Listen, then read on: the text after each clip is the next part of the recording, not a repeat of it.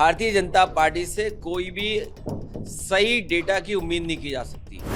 याद कीजिए, इन्होंने कहा कि नोटबंदी होने के बाद देश का भ्रष्टाचार खत्म हो जाएगा, महंगाई खत्म हो जाएगी। लेकिन आज देखो स्थिति कैसी है। जहां महंगाई बढ़ रही है, डॉलर और रुपया, हमारा रुपया कितना नीचे जा रहा है। याद रखिए, जब डीजल पेट्रोल महंगा होता है तो हर चीज़ महंगी हो जाती है।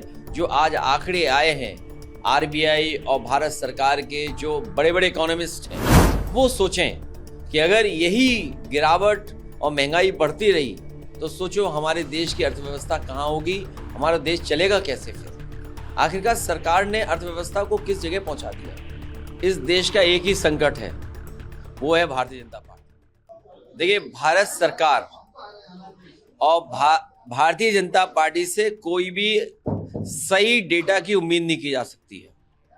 वो जब कभी भी सरकार में रहते हैं, सबसे ज़्यादा डेटा का मैनिपुलेशन अगर कोई करता है तो भारतीय जनता पार्टी है। याद कीजिए, इन्होंने कहा कि नोटबंदी होने के बाद देश का भ्रष्टाचार खत्म हो जाएगा, महंगाई खत्म हो जाएगी और जो काला धन गया है बाहर, वो भी वापस लेकर के आ जाएंगे।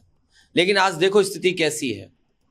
वॉर अगर नहीं होता और हमारे देश के प्रधानमंत्री इस वॉर को रोकने में कामयाब हो जाते और उन्हें कुछ नहीं करना था, विश्व गुरु बनने के लिए जब वो इजराइल गए थे, ईरान में उतर जाते और वहाँ पर रुक करके कहते कि वॉर नहीं हो सकता है।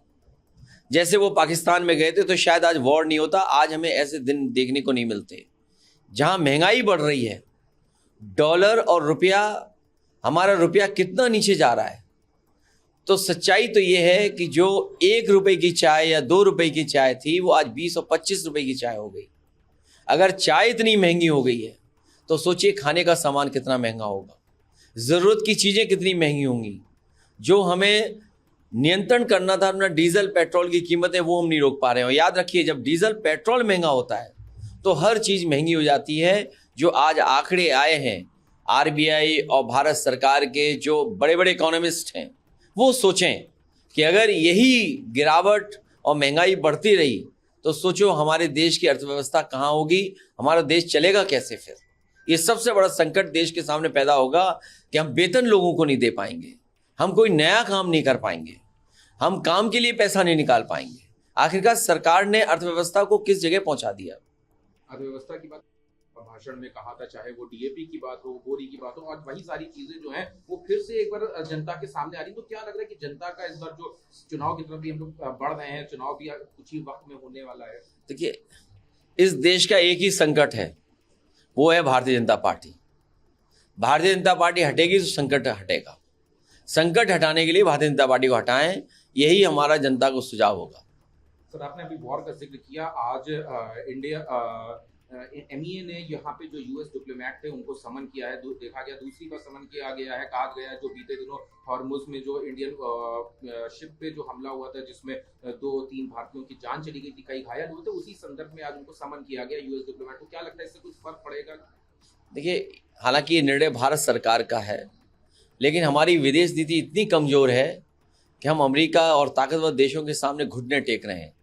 ये बुलाना केवल एक मैसेज देने को है देश को कि हम इतना कड़ा रुख अपना रहे हैं, लेकिन भारत अमेरिका जैसे देश का मुकाबला नहीं कर सकता है, जिस देश के सामने हमने अपनी सब पॉलिसियां बदल दी हों। हमारे देश पे न जाने कितना संकट ला दिया अमेरिका की पॉलिसियों ने, तो वो भारत सरकार क्या, उससे क्या उम्मीद करोगे आप? किसी अधिकारी के सम्मान करने से किसी की जान वापस नहीं आने वाली। सर, टीएमसी सुप्रीमो पे आज एफआईआर दर्ज हुई है। कहा कि 2026 विधानसभा चुनाव में उन्होंने इन्फिल्ट्री और कम्युनल हल्स किए थे, जिसकी वजह से ये एफआईआर करी गई है। वो हार गए हैं, सरकार बीजेपी की है, उन्हें बीजेपी को, उनकी पार्टी को तोड़ना है। हर काम बीजेपी करेगी और ये समझ ले देश के लोग, बीजेपी जिसको भी तोड़ना चाहेगी संस्थाओं के माध्यम से झूठे मुकदमे लगा करके, डरा करके ये काम करेगी। लेकिन देश की जनता तैयार है आने वाले समय में, और खासकर उत्तर प्रदेश की जनता इनको जवाब देगी। जो लोग जहां से आए हैं वहीं से बाहर होंगे। तो तोड़ने की बात कही, लेकिन दूसरी तरफ देखा जा रहा है कि अभी कहा जा रहा है कि तमाम सूत्रों के हवाले से खबर आ रही है कि विलय हो सकता है बड़ी पार्टियों का कांग्रेस में, चाहे वो टीएमसी हो और ये सारे, क्योंकि अभी उनके जो सांसद। देखिए, इस पे मुझे कोई जानकारी नहीं है, मैं इस पे कुछ नहीं कह सकता हूं, लेकिन ये जरूर मैं कह सकता हूं कि भारतीय जनता पार्टी जो रास्ता अपना रही है, एक दिन उसे भी इसी तरह का रास्ता फेस करना पड़ेगा। प्रभातखबर.com, विश्वास वही, रफ्तार नहीं।